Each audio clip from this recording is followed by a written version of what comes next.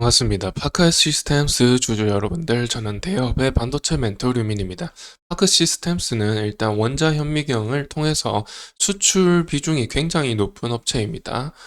이 사업 제품 설명 같은 경우는 앞번 영상들에서 충분히 설명을 많이 드렸으니까 그 부분은 앞번 영상을 좀 찾아주시면 감사드리겠고, 파크 시스템스의 1분기 실적을 보시게 되면 해외 부분이 91%로 거의 수출을 한다라고 보시면 되겠는데, 지금 그렇다라고 하면은 매크로적인 상황을 좀 잘 챙겨 보셔야 되는 종목이고요. 지난 주말에 트럼프가 피격을 당하면서 이제 당선 확률이 굉장히 높아졌죠. 그에 따라서 어떤 복합적인 요소들이 조금 존재하고 있는데, 일단 순차적으로 좀 말씀을 드리면은 지지난주 금요일에 실업률이 4.1%로 상승을 했습니다. 실업률이 상승했다라고 한다면은 물가와 반대로 움직인다라고 보시면 되는데, 이렇게 상승했다라는 것은 아무래도 물가가 떨어졌구나를 예측해 볼 수가 있는 것이고, 물가가 너무 떨어지게 되면은 기업 입장에서는 적자 전환할 수가 있고, 또 폐업 수순도 밟을 수 있어서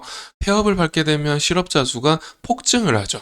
거의 수천 명씩 잘리게 되니까 폭증을 합니다. 그에 따라서 월가 예산은 이 실업률이 너무 높다라고 연준에 압박을 가하면서 이제 조금 연준에서 비둘기파적으로 태세 전환을 하고 있는 상황인데, 여하튼 간에 실업률이 이렇게 올라갔다라고 보면은 이제 금리 금리가 아니죠. 이제 CPI 지수 이렇게 봤을 때 하락세가 이제 또렷하게 나타났죠. 이렇게 높아졌던 이 물가 상승률이 다소 둔화되는 움직임들, CPI 지수도 그렇고, 이거는 PC 지수죠. PC 지수, PPI 지수네요. PPI 지수도 마찬가지로 좀 둔화된 움직임 나오고 있죠. 이렇다 보니까 파월이 인플레 목표가 좀 달성되었다는 게 확신이 된다라고 하고, 7월 달에도 좀 금리 인하가 되었으면 좋겠는데 그 가능성은 좀 낮은 것 같고요. 7, 80% 정도 나오는 것 같은데, 일단 9월 달에 금리 인하 가능성은 90%로 지금 거의 기정사실화 되는 것 같습니다. 이렇게 금리가 인하된다면은 여하튼 달러 환율이 낮아지고, 또 국장에 이 외국인이 순매수 유입세가 올라갈 수 있다라는 점에서 국장에는 도움이 된다라고 보시면 되겠습니다. 자, 그런데 이 트럼프의 당선, 재선 가능성이 좀, 변수죠. 아무래도 변수고요. 11월 달에 대선을 치르기 전에 일단 금리 인하가 이루어질 걸로 보이는데, 대선이 되고 나서 이제 트럼프가 당선되고 나서 다시 이제 금리가 상승될 가능성이 있다. 금리 인하에 반대한다라고 하죠. 내용을 보시게 되면은 트럼프는 이전 금리 인하에 대해서 연준이 해서는 안 되는 일이라고 잘 알고 있다, 이렇게 얘기를 한 사실이 있죠. 이렇다 보니까 아무래도 고금리, 고환율 정책을 좀 펼치려고 하는 어떤 그런 강경적인 달러 강세, 이런 것들을 좀 추구하는 듯한 정책적인 발언을 많이 한 사실이 있습니다. 이에 따라서 아무래도 우리나라 국장에 좋지 않은 흐름을 줄 수 있다라고 예측해 볼 수가 있고, 또한 이 다른 나라에서 수입하는 제품에 대해서 10% 보편적인 관세를 부과한다고 하죠. 이에 따라서 지금 환차익을 좀, 고환율이면은 좀 노려볼 수는 있겠지만은 제품 자체가 좀 덜 팔릴 수가 있고요. 고환율이면.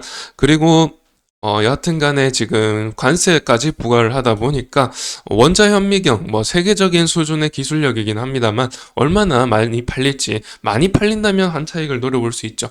아무튼 간에 지금 실적 면에서 어떤 개선세가 또렷하게 나타나야 된다라는 이런 이제 이 정세, 이 국제적인 이 매크로적인 정세가 이렇게 나타나고 있습니다. 아무튼 간에 파크 시스템스는 이 고환율 고금리 정책 속에서 원자재를 어느 정도 일체 수입해서 좀 제품을 국산화하기는 했습니다만은, 여하튼 수입해서 만들어낼 건데, 그렇다라고 하면은 고환율이 그렇게 또 유리하지는 않다. 반도체 업체들 대부분이 고환율에 조금 주가가 빠질 수 있다라고 말씀을 드릴 수가 있겠습니다. 여하튼 이런 이력들도 한번 참고를 해보시면 좋겠죠. 트럼프가 예전에 재임할 당시에 그 연도를 노란색으로 표시를 해놨고요. 노란색 부분이 트럼프가 재임할 당시고요.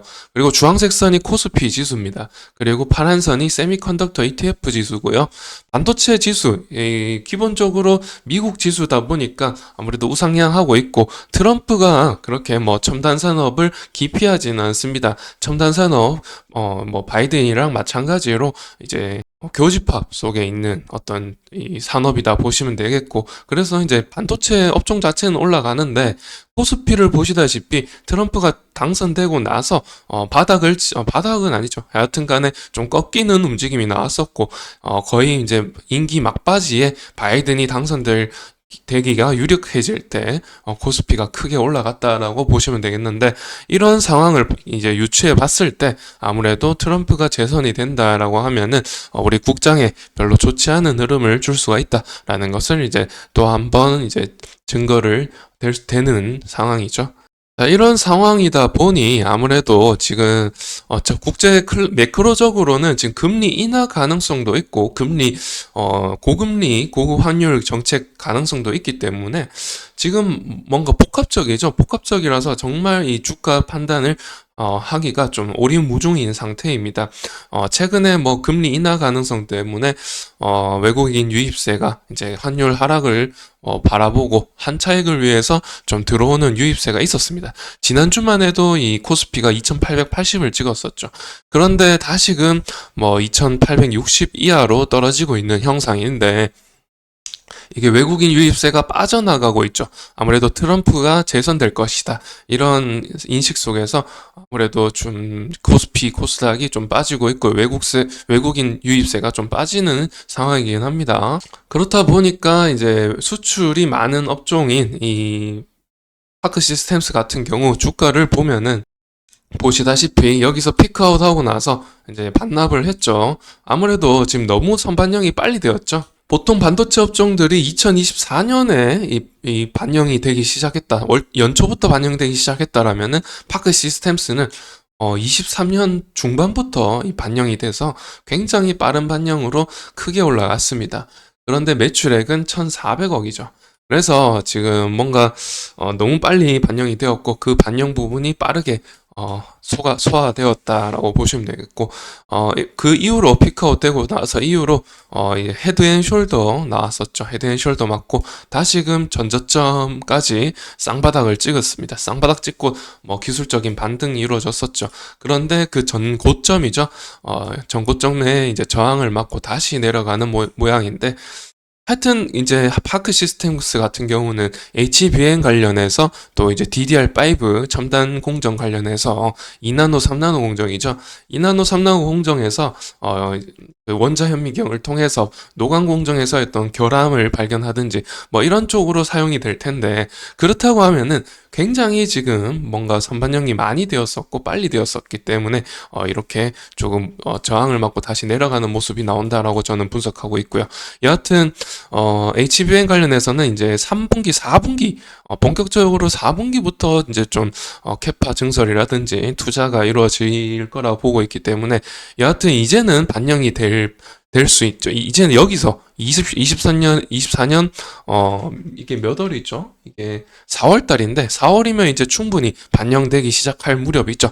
그래서, 여하튼 간에 여기서 반등을 해주면서, 이제 222일선인데, 초록색 선이 222일선 터치하고 반등해주면서 우상향 해줄 수 있는, 충분히 이제는 멀티플이 나올 수 있는, 시기이긴 합니다.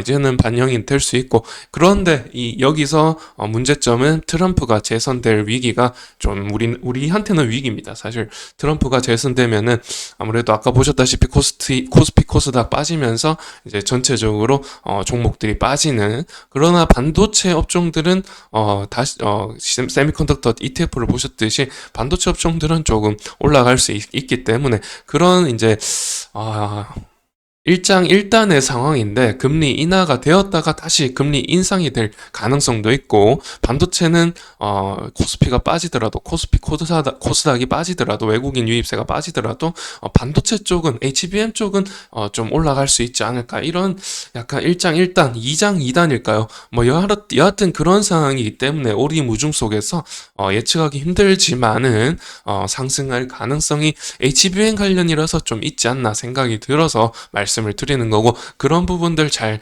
감안을 하셔서 투자 계획 세우시면 되겠다라는 말씀 드리면서 또 실적 부분 굉장히 중요하기 때문에 이제 조만간 2분기 실적 보면서 또 새롭게 만나도록 하겠습니다. 그럼 이번 영상 이렇게 마칠게요. 시청해 주셔서 감사드립니다.